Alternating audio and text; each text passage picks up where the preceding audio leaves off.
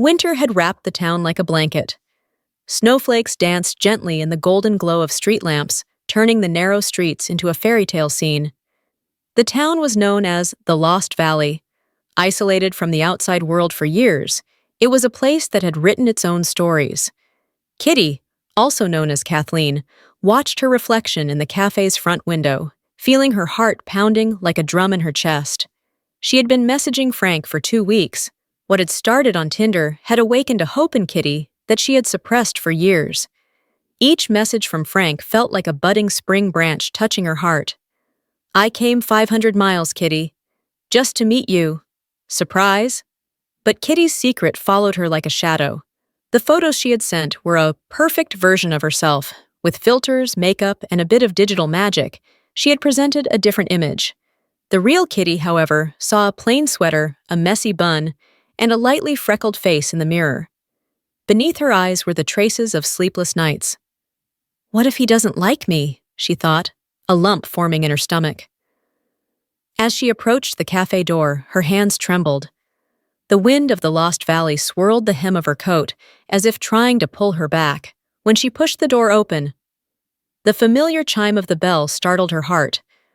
She saw Frank, tall, wearing a dark green coat, holding a bouquet of daisies. His hair was dusted with snowflakes, his eyes shining as if searching for a secret. Frank paused for a moment when he saw Kitty. "Kitty?" he said, a hint of surprise in his voice. Kitty misread the look. Frank had been expecting the radiant, flawless woman from the photos. But the one standing before him, simple, freckled, was the real Kitty. "I don't look like the pictures, do I?" she asked, her voice trembling like a fragile thread. Frank tried to smile, but his words stumbled out awkwardly. "You're different, but that's not a bad thing, really." Kitty's heart tightened. "He doesn't like me," she thought, lowering her gaze. Inside, the cafe felt like a warm refuge. The crackling of the wood stove, the scent of coffee, and Aunt May's cheerful voice filled the space. May was the soul of the town, around 50, with silver-braided hair and eyes that always seemed to be telling a story.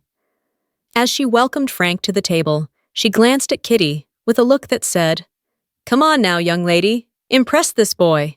Kitty sat down, trying to decipher the expression in Frank's eyes. Was it surprise, disappointment, or something else? As Frank placed the daisies on the table, he said, "I brought these for you." Kitty managed a slight smile as she touched the flowers, but the fear inside her still lingered. What if he runs away once he sees the real me? As May bustled around the table, she said, "So, young man, you came 500 miles. Now tell us, where'd you find our Kitty?" Her voice was both curious and mischievous. Laughing, Frank replied, "On Tinder," then turned to Kitty. "But the beauty in the pictures doesn't compare to the energy in this room." Kitty wasn't expecting the compliment. Her cheeks flushed, yet she still couldn't believe Frank's sincerity. "The me in those photos is different," she said quietly. Frank, without breaking eye contact, replied, "Different is beautiful, Kitty." In that moment, the ice around Kitty's heart began to melt. Just a little. But the fear still lingered, like a shadow. The scent of spices wafting from the cafe's kitchen mingled with the chatter of a few customers at the tables. In the Lost Valley, people didn't just drink coffee in this cafe. They shared stories. Kitty's grandfather, old Amos, sat in a corner by the stove reading an old newspaper. Peering over his glasses at Frank, he chuckled and said, "This young man's got something in him, but he looks like he's got a weak stomach." Kitty was used to her grandfather's jokes, but this time she wished she could sink into the floor from embarrassment. Then came the shakshuka Kitty had prepared early that morning, a plate decorated with red tomato sauce, golden eggs, and fresh herbs. May's pride and joy. "Everything our girl makes is special," May said, raising her eyebrows at Frank. As Kitty set the plate down, she noticed a flicker of hesitation in Frank's eyes. "I hope you like it," she said, a thread of hope in her voice. Frank picked up his fork and took a bite. For a moment, his face lit up, as though the dance of spices had created a feast on his tongue. But then he suddenly started coughing. What What is this?" he shouted, his face turning pale as a sheet. Kitty froze. "Frank, are you okay?" she asked, but Frank collapsed to the floor. Chaos broke out in the cafe. "Call an ambulance!" May yelled, while Amos threw aside his newspaper and stood up. "Told you, weak stomach," he muttered, though there was worry in his voice. Kitty dropped to Frank's side, her hands trembling. "Frank, please wake up," she whispered, tears streaming down her cheeks. A crowd gathered around in panic as 1,000 thoughts raced through Kitty's mind. "I lied to him. Maybe that's why this happened. Maybe I'm cursed," she thought, guilt pressing hard against her chest. May touched Kitty's shoulder. "Come on now, sweetheart. He looks like a tough one," she said, though her voice was trembling. The sound of ambulance sirens shattered the town's silence as Kitty clutched Frank's hand. As he was lifted onto the stretcher, the daisies lay forgotten on the table, like a faded painting beneath the snow-covered window. Sitting in the back of the ambulance, Kitty stared at Frank's pale face and made herself a promise. If he pulls through, I'll tell him everything, the whole truth. As the snowy roads of the Lost Valley rolled by in silence behind the ambulance, Kitty's heart was full of fear and hope. The sterile scent of the hospital stung Kitty's nose. The fluorescent lights in the hallway cast harsh shadows across her face.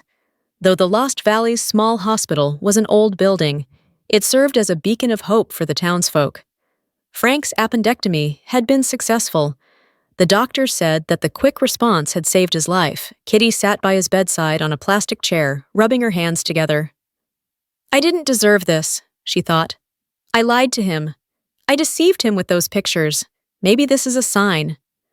Frank's pale face only deepened her guilt. The hospital room was dimly lit. On the walls hung old photographs of the town, black and white frames from the Lost Valley's mining days. Kitty's gaze settled on one, a young woman smiling with a bouquet of daisies in her hands. Maybe she lied to someone too, Kitty thought, confronting her own secret. When Frank slowly opened his eyes, the first thing he saw was Kitty's tear-streaked face. "Were you trying to poison me?" he said with a faint smile. Kitty let out a sound caught somewhere between a laugh and a sob. "Was my shakshuka really that bad?" she asked. Frank reached out and squeezed her fingers. "No, but next time let's double-check the recipe," he said, his eyes gleaming mischievously. That night in the hospital room, Kitty and Frank began to open up to each other. Kitty gathered her courage. "Frank, I lied to you. Those photos, they weren't really me. Filters, makeup. The real me is this, plain, imperfect." Frank looked into Kitty's eyes, as if trying to see into her soul. "The photos were beautiful, Kitty. But your eyes tell a story. The way you smiled while making that shakshuka. The way you looked while waiting here, worried. That's what's real. And I fell in love with the real." This time, Kitty's tears flowed from relief and hope. "But why me?" she asked, her voice trembling. "Someone like you could have anyone." Frank smiled. "Because you're you, Kitty. Talking to you in those messages, I found parts of myself. The photos were just a doorway. But the treasure is you." In that moment, the hospital room felt like a haven. As Kitty held Frank's hand tightly, she felt her own heart slowly begin to thaw in the snowy night of the Lost Valley. A week later, the snowy streets of the Lost Valley shimmered under the morning sun. Kitty and Frank, freshly discharged from the hospital, were walking hand in hand. Frank was still a little weak, but there was a sparkle in his eyes. Kitty no longer searched for flaws in the mirror. She had seen her reflection in Frank's eyes, with all her imperfections, and still someone worthy of love.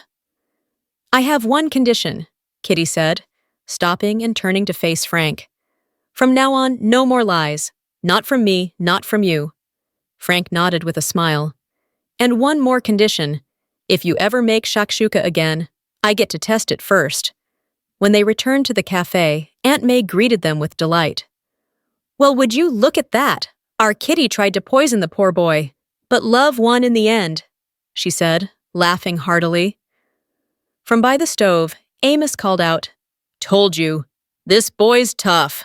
From that day on, The cafe became the heart of a new story. As Kitty and Frank shared their adventure with the patrons sitting around the tables, the townspeople couldn't get enough of them. Perhaps the Lost Valley would one day change its name to the valley where love was found. One evening, as Kitty looked into the cafe window, she saw Frank's reflection beside her. "You know," Frank said, wrapping his arms around her, "those 500 miles were worth it." Kitty smiled. "And a plate of shakshuka," she added. They both laughed as snowflakes danced around them.